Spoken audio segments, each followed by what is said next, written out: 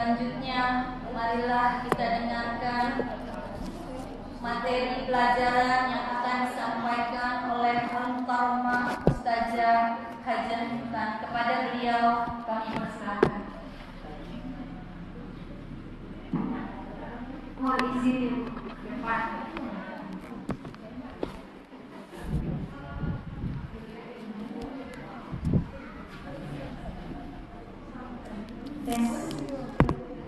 Bismillahirrahmanirrahim.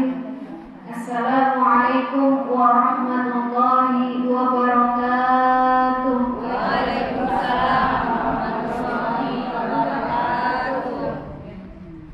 Ibu-ibu, sebelum dimulai, takut yang belakang sempit. Di sini masih kosong, di dalam masih kosong. Khawatir nanti ada yang baru datang lagi nggak bisa masuk. Ibu-ibu silakan, yang di luar kesempitan bisa masuk ke dalam. Ya, nggak usah ini. Sholat aja sok, kalau kosong harus diisi. Ngaji juga sama ibadah. Kalau kosong harus diisi. Kasihan nanti yang baru datang. Takut ini dingin kali ini. Nggak ada karpetnya ya. Nggak ada karpetnya dingin. Ntar digelarin karpet ya. Panitia yang mengurus ya. Nanti besok-besok digelarin karpet. Ya, kasihan ibu-ibu.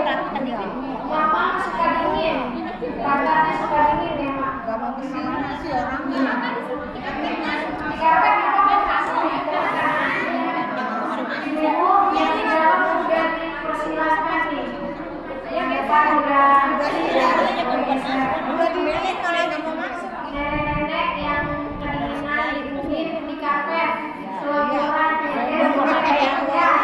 Nih tembok masih kosong, mau nyender monggo, selonjoran mau tiduran kurang monggo. Ya, ya daripada udah ngaji tiduran nggak apa-apa di sini sambil dengerin sambil ngaji. Bismillahirrahmanirrahim. Hamdan wa syukran lillah, salatan wa salaman ala rasulillah Muhammad ibni Abdillah wa ala alihi wa mawala amma ba'du. Bu, ini udah pembukaannya tadi ya? Udah halal bihalal. Oh, hari ini pembukaan halal bihalal sudah. Alhamdulillah. Saya belum bisa hadir kemarin karena masih sibuk ngebimbing jamaah haji yang mau berangkat. Kebetulan kita dibagi-bagi di Jakarta Utara. Abang saya kebagian ngebimbing di Kecamatan Penjaringan, saya berdua suami di Kecamatan Koja, Jakarta Utara. Jadi belum bisa hadir ke sini, mohon maaf Ibu ya. Jadi mungkin tahun-tahun yang sebelum puasa saya banyak salah, banyak kurangnya, suka gak sopan sama ibu-ibu saya di sini, sama nenek-nenek di sini, semuanya keluarga saya di sini. Saya mohon maaf, dibukakan mohon maaf lahir dan batin. Kalau ibu-ibu gak ada salah sama saya, gak usah minta maaf, gak ada salah. Saya mohon maaf ya Bu ya. Kita sama-sama saling memaafkan. Karena kemarin sudah halal bihalal, Bu. Halal bihalal maknanya tahu nggak apaan? Bu, kemarin udah halal bihalal di bulan Syawal. Sekarang kan sudah bulan Zulqa'dah. Sudah masuk bulan Zulqa'dah, bentar lagi mau haji. Nah, ini musim haji. Kebenaran kita habis puasa babnya bab haji. Ibu-ibu yang belum haji ataupun yang sudah haji, gak apa-apa, nanti sedikit kita belajar tentang haji. Barangkali mudah-mudahan Allah panggil kita. Amin. Kita sambut panggilan Allah. Semuanya sudah dipanggil, tinggal kita sambut. Neng belum punya uang, gimana? Ya diusahakan, tabung dikit-dikit. insya Allah bisa. Kalau haji mah bukan yang punya uang, bukannya nggak punya uang. Panggilan Allah kadang-kadang datang kepada siapapun yang Allah sudah berikan anugerah. Jadi ibu jangan putus asa. Neng saya mau udah tua nggak bakalan haji, belum tentu. Ya Pak ya? Barangkali nanti dipanggil tiba-tiba. Ya. Jadi sebelum kita ke bab haji, ini saya sedikit mengulas halal bihalal biar pada paham. Kemarin udahan nggak apa-apa, biar sekarang buka lembaran baru lagi. Ya Bu ya. Jadi kalau dalam bahasa Arab halalun bihalalin itu bahasa Arab. Kalau halal artinya apa Bu? Halal itu artinya kalau ibu artikan secara hukum fikih, halal itu boleh. Ya Bu ya. Tapi kalau halal bihalal jangan diartikan secara hukum fikih. Karena nanti nggak nyambung. Berarti boleh maafin, boleh enggak dong, Neng? Ya nggak? Kalau artinya boleh, ibu kan makanan halal. Halal itu berarti boleh dimakan. Tapi kalau ini halal, halalun bihalalin, halal itu isim nakirah. Beda dengan isim ma'rifat. Neng nggak mudah nih. Ma'rifat apa nakirah apa? Pokoknya dengerin aja. Dengerin aja dulu. Nanti juga paham sendiri. Jadi isim nakirah itu pakai tanwin, halalun. Kalau ma'rifat itu pakai al halal. Nah, kalau ini halal bihalal pakainya nakirah. Kalau pakai nakirah yang diulang 2 kali, kan diulang dulu. Halalun bihalalin. Berarti makna halal yang pertama beda dengan halal yang kedua. Contohnya misalnya fa inna ma'al usri yusra. Inna ma'al usri yusra. Ketika al-us pakainya al isim ma'rifat. Ketika yusron itu yusron tapi dibaca yusro karena iwat ada kata lain di bawah. Enggak mudah nih. Ya udah dengerin dulu. Saya juga mudah. Ya. Kalau sama nenek-nenek harus begitu. Kadang mudah, kadang nggak mudah. Dengerin aja dulu. Nanti kalau nggak mudah lagi nanya apa yang nggak mudah. Saking nggak mudahnya nggak bisa bertanya nih. Ya udah dengerin aja. Dapat paham. Dapat ilmu, menggugurkan kewajiban belajar, menuntut ilmu dari buaya sampai lahat.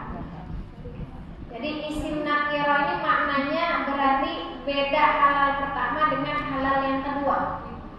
Sama tadi inna ma'al usri yusra, inna ma'al usri yusra.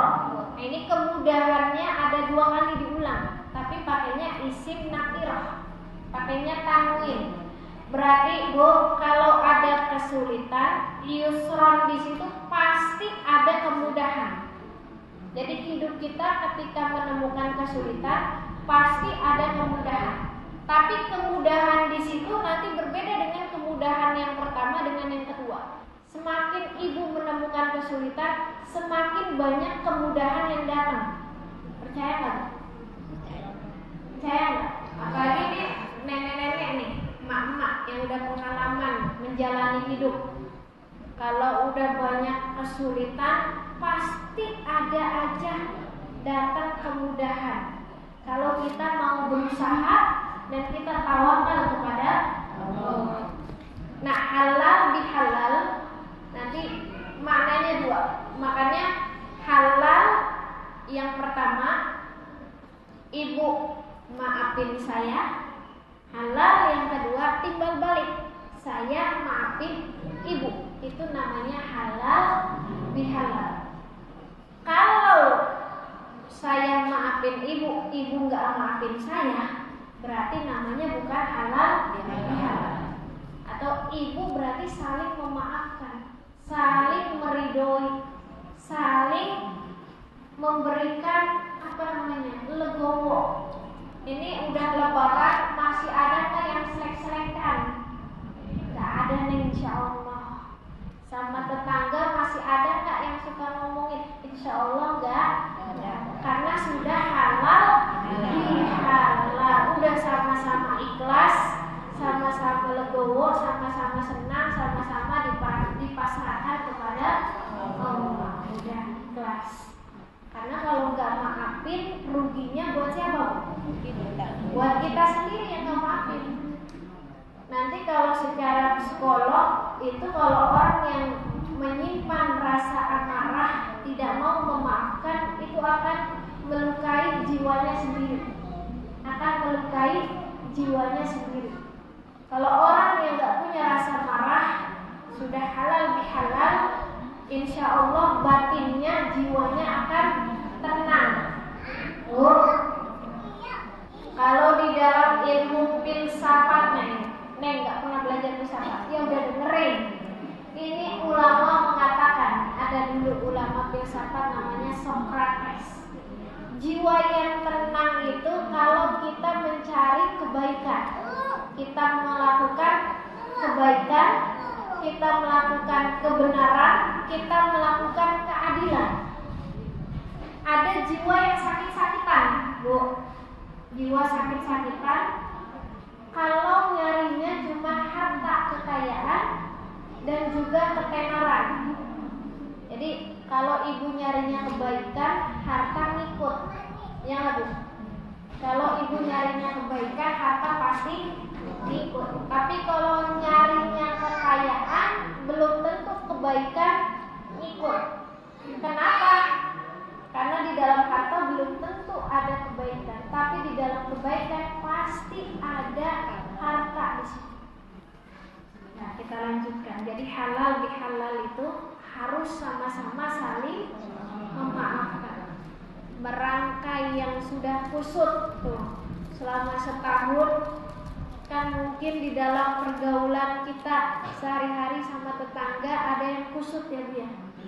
Kusut, salah kata, salah ucap, maka ada halal bihalal.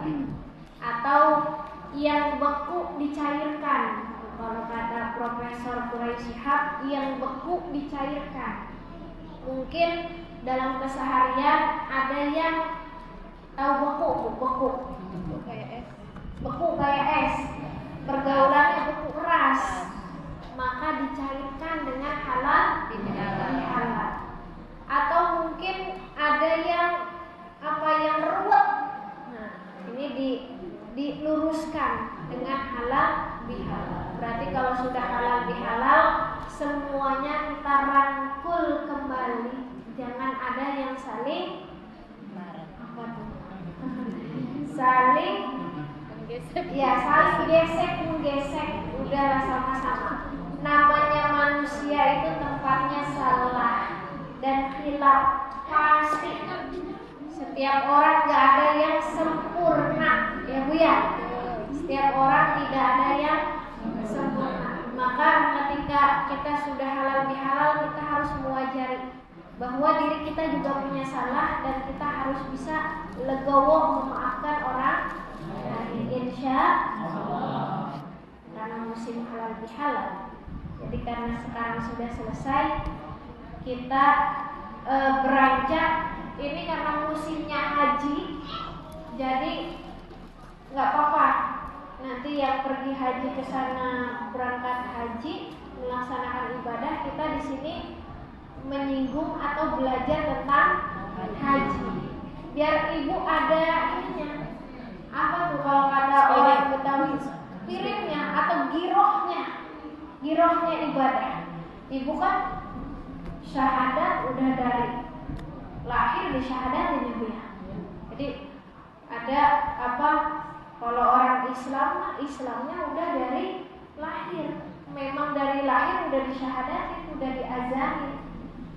Jadi jangan dikacau balaukan, kamu belum syahadat. Orang setiap sholat kita syahadat.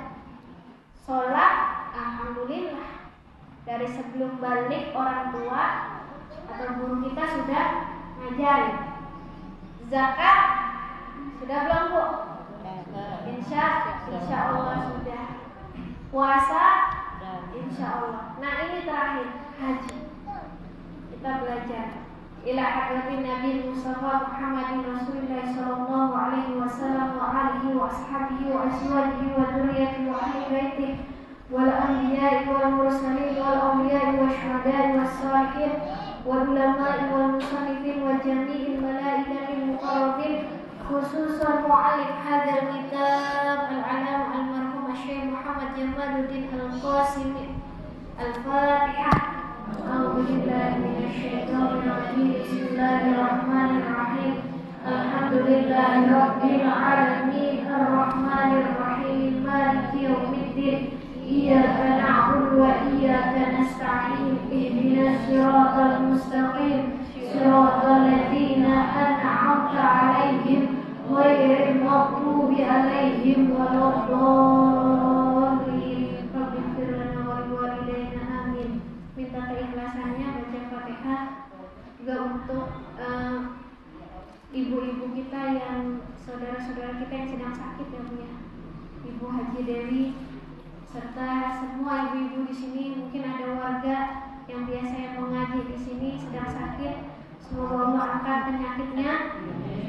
Dan juga yang di sini mungkin ada yang sakit kakinya, sakit dengkulnya, tapi dipaksain ngaji. Kita doakan semoga Allah berikan kesembuhan yang sempurna, Allah berikan kekuatan, dan juga mohon ikhlas, mohon ridho. Mudah-mudahan tahun ini Bunda Ade dan juga Om Bos Saiful bisa menunaikan ibadah haji. Amin. Semoga bisanya keluar. Ala hadhihi al-Fatihah. Bismillahirrahmanirrahim. Alhamdulillahirabbil alamin arrahmanir rahim maliki yaumiddin. Iyyaka na'budu wa iyyaka nasta'in. Ihdinas siratal mustaqim. Siratal ladzina an'amta 'alaihim ghairil maghdubi 'alaihim waladdallin. Rabbighfir lana wa liwalidayna amin. Kita masuk kitab Asrarul Haji. Jadi saya pakai kitab Mau'izatul Mukminin Bu. Waktu itu saya pernah ngasih kitab Safinatun Najah. Karena berhubungan sudah diaji, di sini ada juga Ibu ya. Oke, jadi biar Ibu nambah ilmunya dari kitab lain gitu. Jadi saling menambahkan gitu, saling menyempurnakan. Apa aja yang penting ngaji ya Bu ya. Ya. Jiping aja ini. Kitab rahasia-rahasia haji.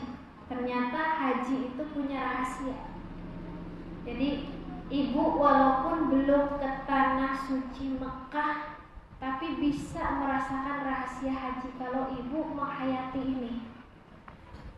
Ja'alallahul baital atiq mutabah. Allah telah menjadikan baital atiq. Apa Bu baital atiq itu? Baital atiq itu rumah tua.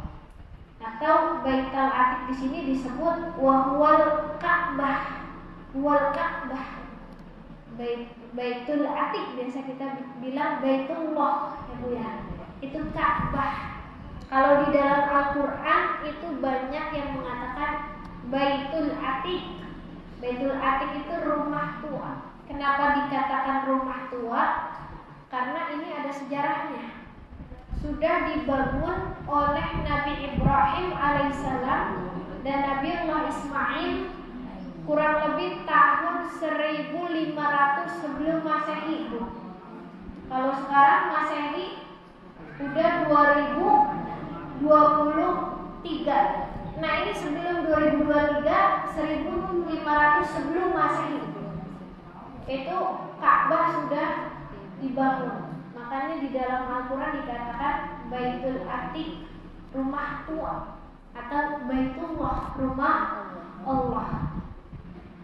Bahkan ada yang mengatakan Baitullah itu yang membangun pertama bukan Nabi Ibrahim. Jadi Ka'bah itu sudah ada sejak zamannya Nabi Adam. Ada yang mengatakan seperti itu. Jadi sejak zaman Nabi Adam Baitullah sudah ada. Lalu seiringnya berjalan waktu, ketika Nabi Nuh itu kan ada banjir bandang besar, sampai gunung itu tenggelam. Percaya nggak? Banjir sampai gunung tenggelam. Kalau kita lihat gunung-gunung di Bogor itu kan tinggi-tinggi. Itu banjir sampai gunung tenggelam ketika zamannya Nabi Nuh. Seluruh dunia itu Baitullah ada yang meriwayatkan rusak. Itu berarti sebelum Nabi Ibrahim bangun. Jadi ketika zamannya Nabi Adam sudah ada, tapi Ka'bah rusak karena ada banjir besar. Makanya ketika Nabi Ibrahim memanggil anaknya suruh naik perahu, anaknya nggak mau, maunya nanti naik gunung yang paling tinggi. Ternyata gunung yang paling tinggi pun tenggelam, luar biasa, tenggelam. Itu nggak bisa kita bayangkan bagaimana itu. Mungkin lebih kalau kita dulu tsunami di Aceh, ya itu aja udah menghancurkan berapa rumah, berapa manusia ya. Apalagi Nabi Nuh, itu banjir yang paling besar di dunia itu ketika zamannya Nabi Nuh alaihissalam, sampai Ka'bah rusak, dibangun lagi oleh Nabi Ibrahim. Nanti ada kisahnya. Musa Batan. Nah ini Baitul Atiq itu tempat kembali. Tempat kembali maksudnya apa? Jadi Baitul Atiq itu huwal Ka'bah, summiya bihi li syarafihi li kaunihi qadima. Kenapa dinamai Baitul Atiq? Karena dia syarafihi, li syarafihi, karena kemuliaannya. Bu, jadi Baitullah itu Ka'bah bukan berarti rumah Allah.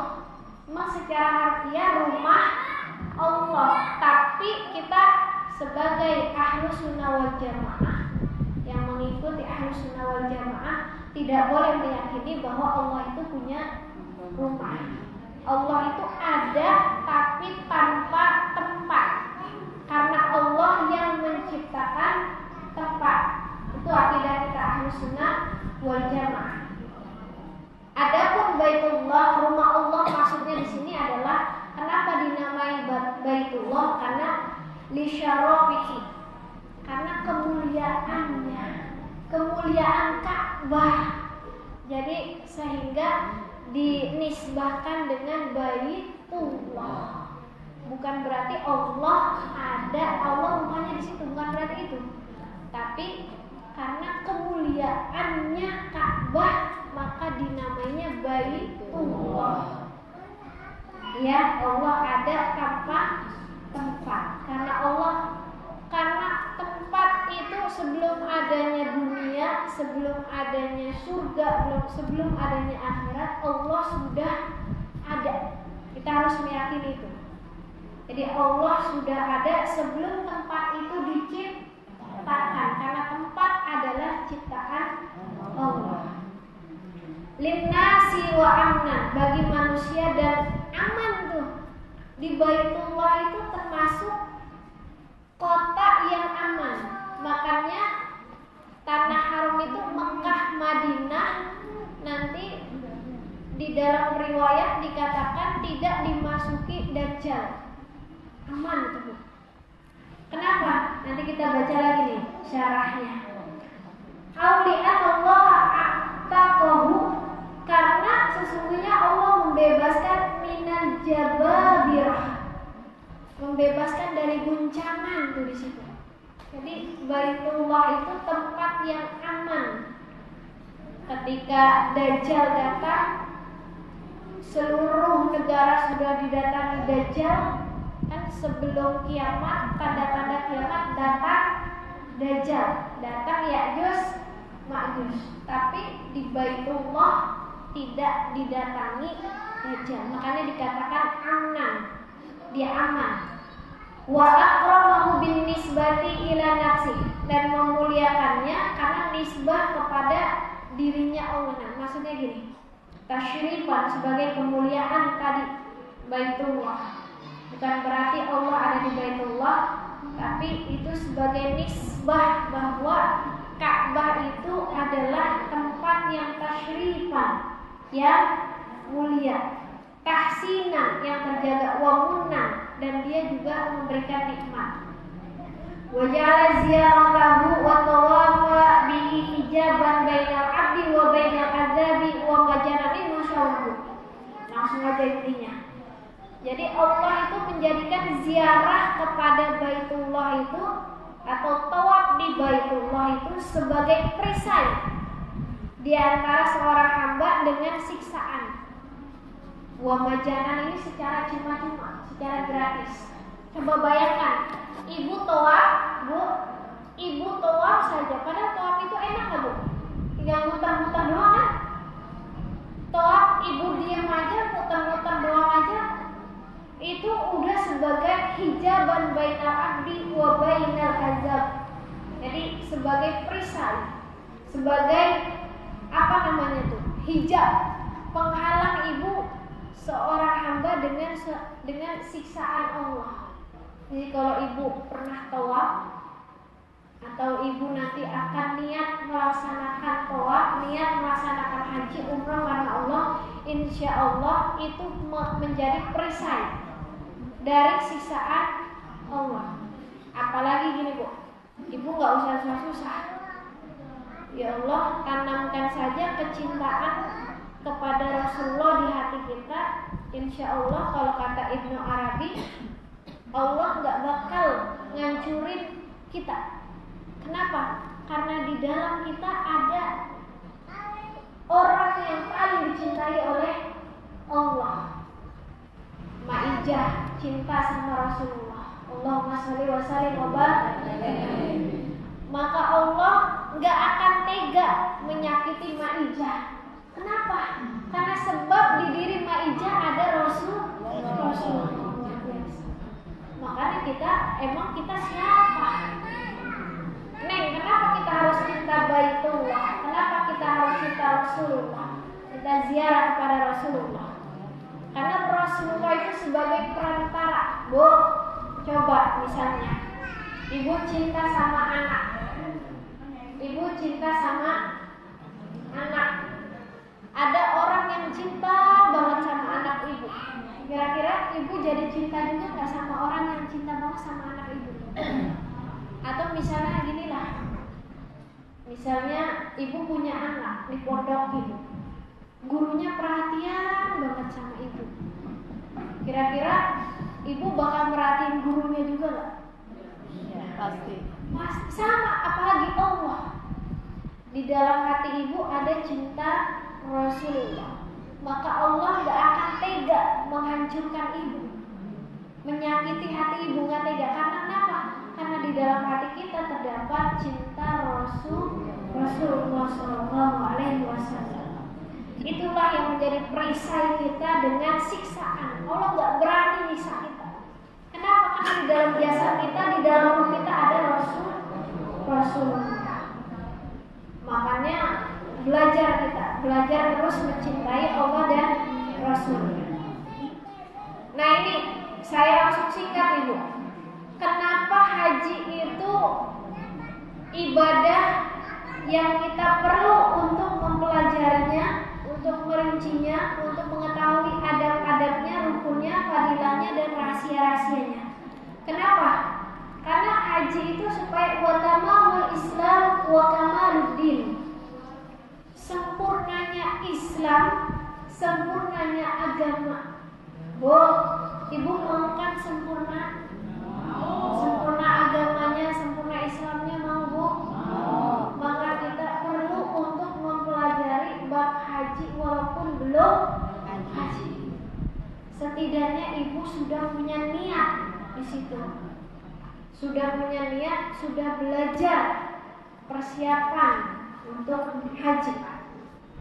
Jadi perlu, karena untuk kesempurnaan Islam kita, apalagi yang sudah sepuh nih, sudah ibaratnya Kalau jatah umur kita 63 tahun, tinggal berapa tahun dong? Nenek paling tua di sini berapa tahun, Nek?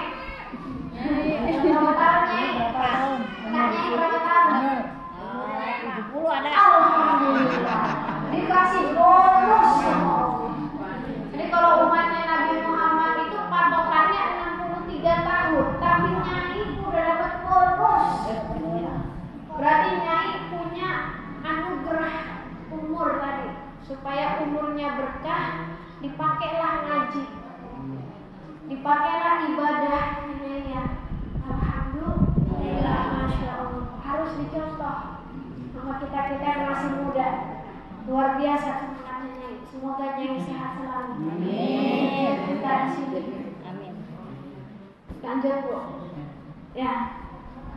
Dan dia itu ibadah bainal arkanil Islam wa mabanihi ibadatul umri. Jadi haji itu di antara rukun Islam dan pokoknya ibadah al-umri, seumur hidup sekali. Bu, haji itu seumur hidup sekali. Makanya harus tahu rahasianya. Jangan sampai ibu pergi haji lalu hajinya setelah pulang haji nggak ada perubahan, masih begini aja, masih ngomongin orang, masih nggak mau berbagi, masih sama tetangga ngata-ngatain, jelek-jelekin atau gesek-gesekan. Makanya harus belajar. Nah ini kita belajar fadailul haji wa fadilatul baiti wa makkah wal madinati. Ada fadilah haji, ada fadilah Baitullah, fadilah ibu nanti ke Mekah, fadilah ibu nanti ke Madinah, dan fadilah wasyaddur rihal, berpergian ilal masajid, ke masjid. Bu, jadi masjid yang sunnah Rasulullah kita ziarahi ada 3. Masih ingat? Masjidil Haram, Masjid Nabawi, satu lagi Masjidil Aqsa, karena punya keutamaan di sini. Kalau ibu ibadah di Masjidil Haram, pahalanya 100.000 kali lipat. Bayangin, Masya Allah. Ibu kalau di Indonesia 1, kalau di Masjidil Haram 1000 kali lipat. Kalau di Madinah 1000 kali lipat. Kalau Mekah 100.000 kali lipat, kalau di Madinah 1000 kali lipat. Kalau di Masjidil Haram 100.000 kali lipat, kalau di Masjidil Nabawi 1000 kali lipat. Kalau Masjidil Aqsa 500 kali lipat. Makanya sunnah sebelum ziarah-ziarah ke yang lain, sunnahnya ke masjid ini dulu nih. Kita belum ke mana? Ke Andalusia, belum ke Maroko, belum ke Mesir. Nah ini dulu nih, Masjidil Haram, Masjid Nabawi. Kalau punya uang kesini dulu. Nah, kalau Allah Azza wa Jalla, Bismillahirrahmanirrahim. Wa'adzim fil nasi bil haji ya'tuka rijalan wa ala kulli dhamirin ya'tina min kulli fajjin 'amik. Ini surat Al-Hajj. Jadi kata Allah apa? Wa'azzim, dan beritahukanlah atau dan suruhlah dan serulah finnas kepada manusia bil haji, dengan haji. Ini jadi ketika turunnya ayat ini, dulu Allah pernah mewahyukan kepada Nabi Ibrahim, suruh wa'adzin finnasi bil haji. Kata Allah, serulah. Ini ngobrol lagi, kalau bahasa kita mau ngobrolnya sama Nabi Ibrahim alaihi salam. Khalilullah itu kenapa Nabi Ibrahim dikatakan Khalilullah? Karena cintanya Nabi Ibrahim kepada Allah itu sampai sela-sela, Bu. Sampai sela-sela itu kalau ibarat suami istri itu kentutnya aja Allah cinta, kentutnya suami aja istri cinta. Itu Khalilullah. Nabi Ibrahim itu cintanya sampai ke sela-sela. Kalau ibarat suami istri kalau jeleknya aja cinta. Jadi Khalilullah, kekasih Allah itu sampai sela-sela. Kalau ibarat air, Bu, air tuh ada bencana yang nyelip-nyelip itu keisi sama cintanya Nabi Ibrahim. Jadi Allah itu mencintai Nabi Ibrahim dan Nabi Ibrahim mencintai Allah itu sampai ke sela-sela. Luar biasa. Kalau kita mah dapat rahmat Allah sedikit aja udah alhamdulillah. Nabiullah Ibrahim, masya Allah, itu sampai ke sela-sela. Disuruh seru kepada manusia dengan haji. Nanti dalam riwayat dikatakan Ibnu Katsir di dalam tafsirnya mengatakan, kata Ibnu Katsir itu Nabi Ibrahim jawab. Kata Nabi Ibrahim apa kalau bahasa orang Betawinya mah? Bahasa orang Betawinya mah, ya Allah, emangnya suaraku nyampe ke semua manusia? Emang kedengeran? Nabi Ibrahim disuruh seru orang untuk berhaji. Nabi Ibrahim nyautin, kalau Betawi mah nyautin ya, nyautin. Emangnya kedengeran? Kata Allah apa? Dengan izinku, jadi lama amarallahu azza wa jalla, maka tatkala pemerintah Allah azza wa jalla Ibrahim kepada Ibrahim alaihissalam, ayo dan nas, menyuruh manusia berhaji dengan haji.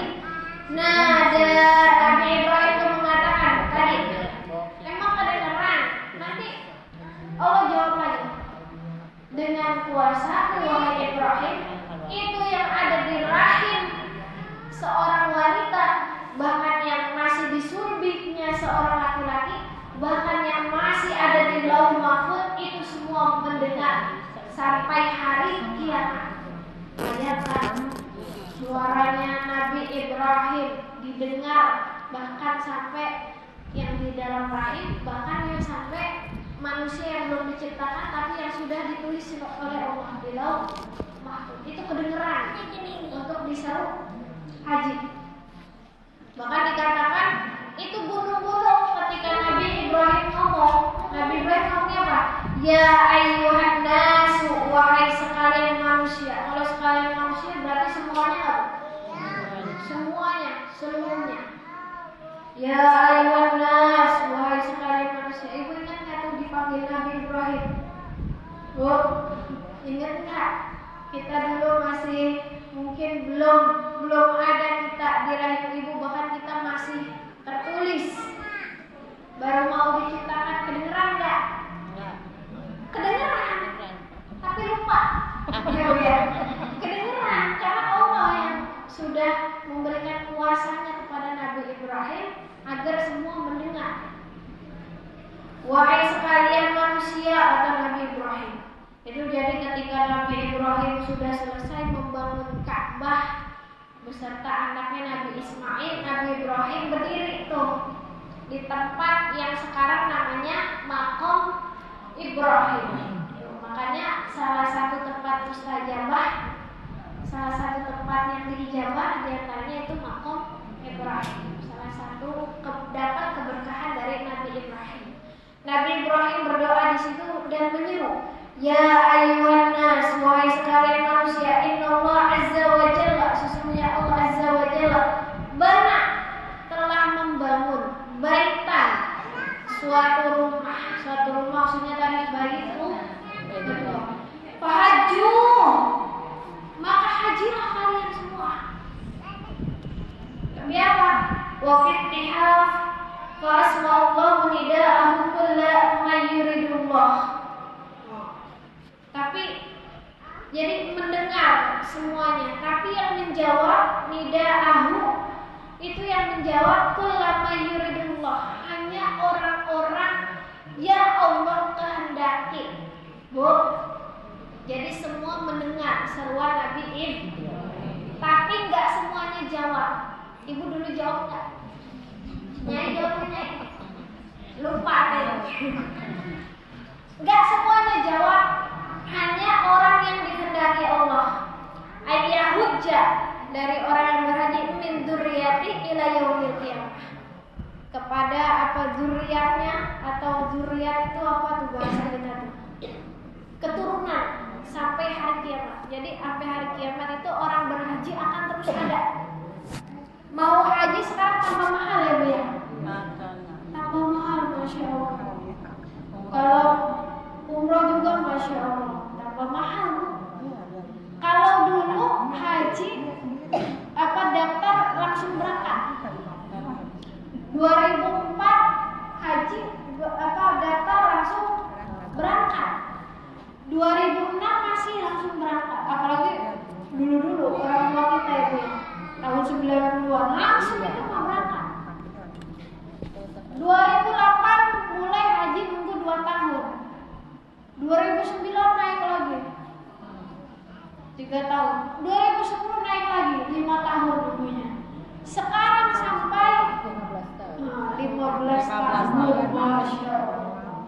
Mana biayanya semakin membengkak, semakin mahal.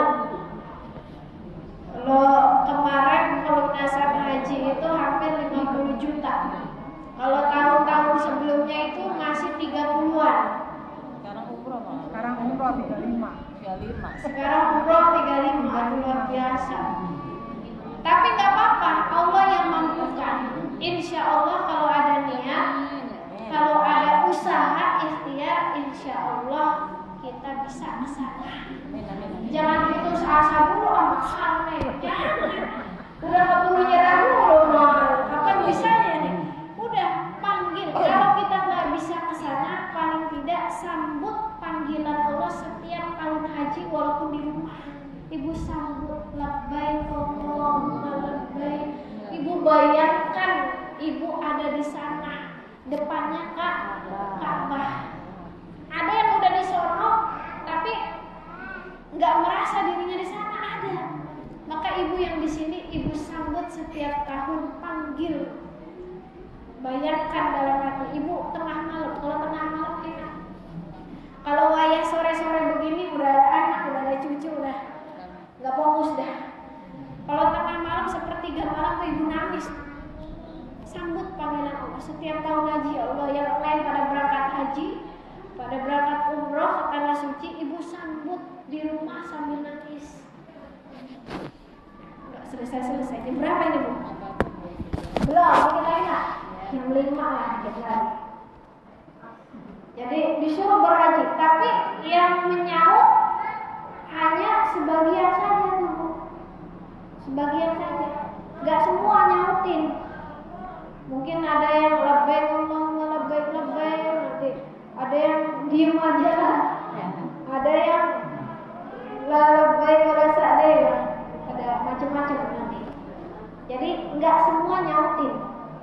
Wa qala sallallahu alaihi wasallam, ini Rasulullah sallallahu alaihi wasallam bersabda, Allahumma shalli wa sallim wa barik. Man hajjal baita, barang siapa yang berhaji ke Baitullah, falam yarfus, dia tidak ropas. Tahu ropas? Tidak ropas itu berarti tidak berkata kata yang jelek. Tidak ropas itu berarti kebalikannya, ucapannya harus baik. Jadi kalau ibu berhaji terus ibu berkata baik, lemah lembut, thayyibul kalam, ibu ifsa salam, ibu menyebarkan salam, ibu berkata baik, tidak pernah mencaci, memaki, bahkan ucapan yang tidak baik tidak pernah dikatakan, walam yafsuq, dan tidak juga berbuat maksiat. Di kharaja min dunubihi kayaumi waladathu ummuh. Masya Allah. Bu, kalau kita berhaji ke Baitullah, lalu kita ucapannya baik, tidak lepas, tidak mencela, tidak ngomongin orang, tidak ngomongin yang gak baik-baik, tidak juga maksiat kepada Allah, tidak menyakiti hati orang lain, tidak menyakiti hati sesama, maka dia seakan-akan keluar dosa-dosanya, semuanya keluar. Jadi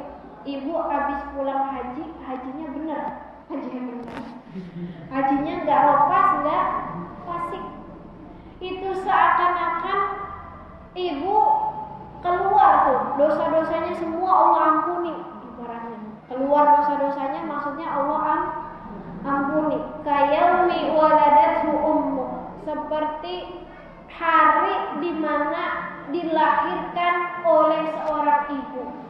Itu orang yang pulang haji, kalau nggak fasik, nggak lepas, dia berkata baik, tayyibul kalam, dia tidak maksiat, dia selalu menebarkan kebaikan. Itu seperti orang yang dilahirkan dari rahim ibunya. Itu seperti orang nggak punya dosa, luar biasa. Makanya doanya Allah ijabah. Nah, kalau ada yang pulang haji, berdatangnya minta doa ya Bu ya. Apalagi Masya Allah hajinya nggak lepas, nggak fasik. Ternyata kemabruran haji itu bukan hanya di sana saja, tapi ibu setelah haji, ibu nggak lepas, nggak fasik. Itu berarti ibu hajinya masih haji mabrur walaupun hajinya udah puluhan tahun yang lalu. Berarti ibu masih seperti orang yang baru dilahirkan oleh seorang ibu. Yang penting syaratnya nggak boleh lepas, nggak boleh fasik, baik di tanah haram maupun di tanah Indonesia. Jadi Masya Allah itu luar biasa. Nanti di sini ada lagi nih, wayurwa, dan diriwayatkan anal Ka'bah, sesungguhnya Ka'bah tuh syarukal arush, digiring seperti pengantin. Dikit lagi ya Bu ya, digiring seperti pengantin. Al-mazrubah, yang digendong. Ini maksudnya ibaratnya apa? Jadi ini kalau saya ibaratkan itu bukan hanya Ka'bah di sini, tapi orang yang manhajjal bait tadi, yang falam yarfus walam yaksuk, dia tidak lepas, dia tidak fasik, dia tidak maksiat, dia tidak berkata yang kotor. Dia seperti pengantin yang digiring Bu. Tahu tuh apa tuh namanya tuh? Ditandu ya? Digendong, diarak. Bu, ibu waktu jadi pengantin itu lagi acara kirap, Masya Allah. Kayaknya hati berdebar-debar.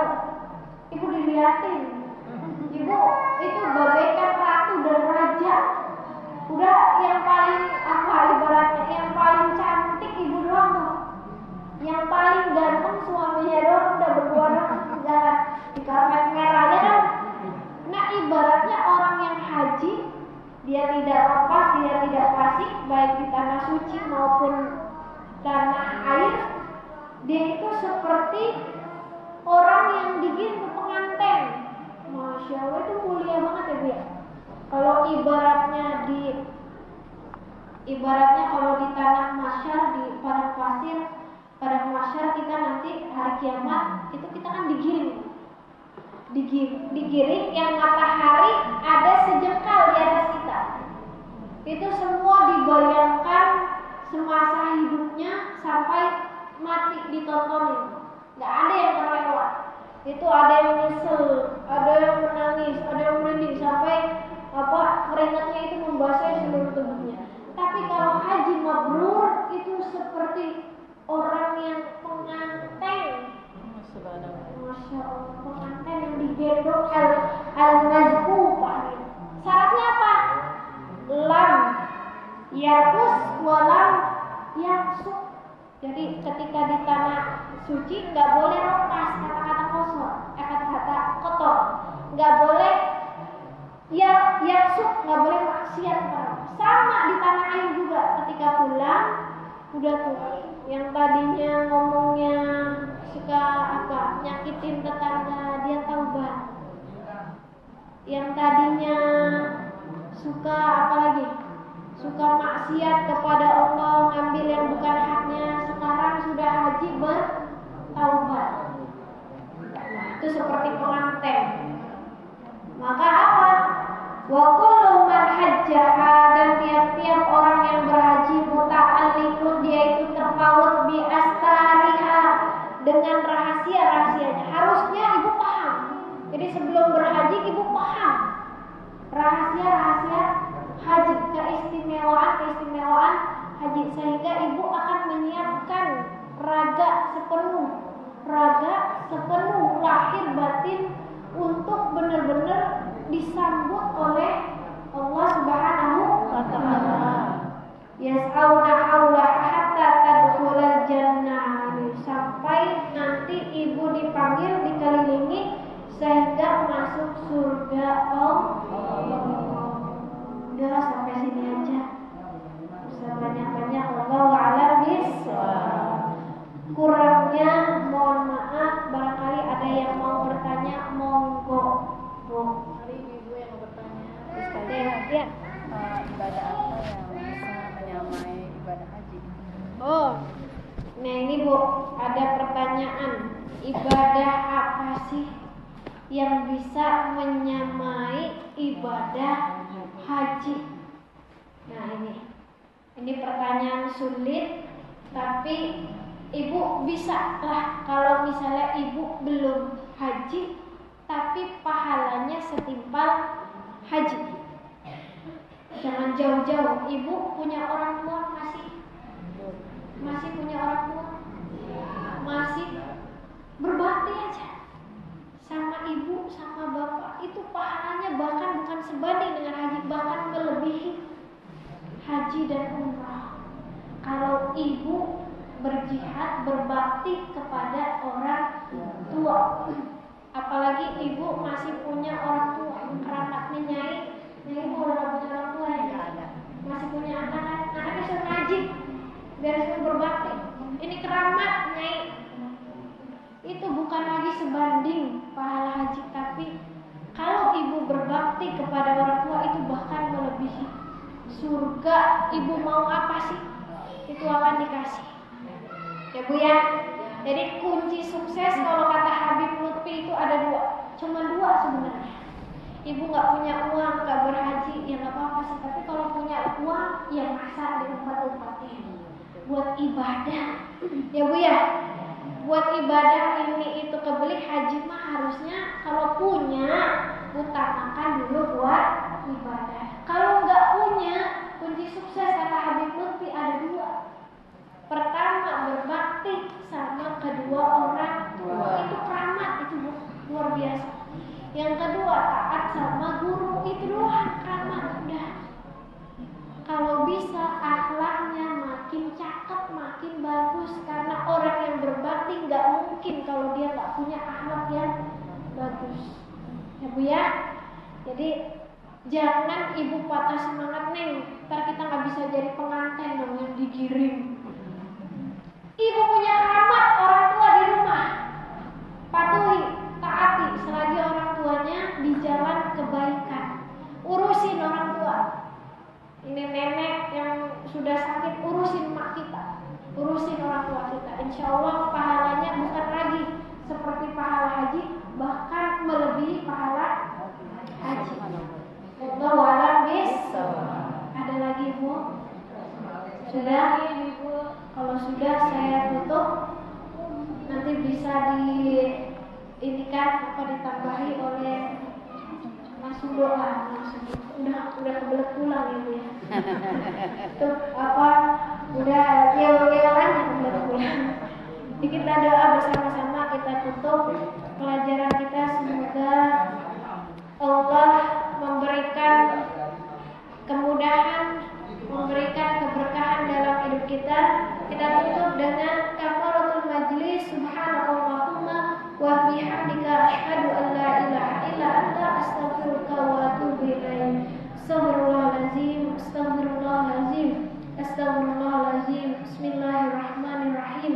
Alhamdulillahirabbil alamin. Hamdan yuwafi ni'amahu wa yukafi'u mazidah. Ya Rabbana lakal hamdu kama yanbaghi li jalali wajhikal karim wa li azimi sultanik. Allahumma shalli ala sayyidina Muhammad. Allahumma shalli alaihi wasallim. Allahumma shalli ala sayyidina Muhammadin salatan tunjina biha min jamil ahwali wal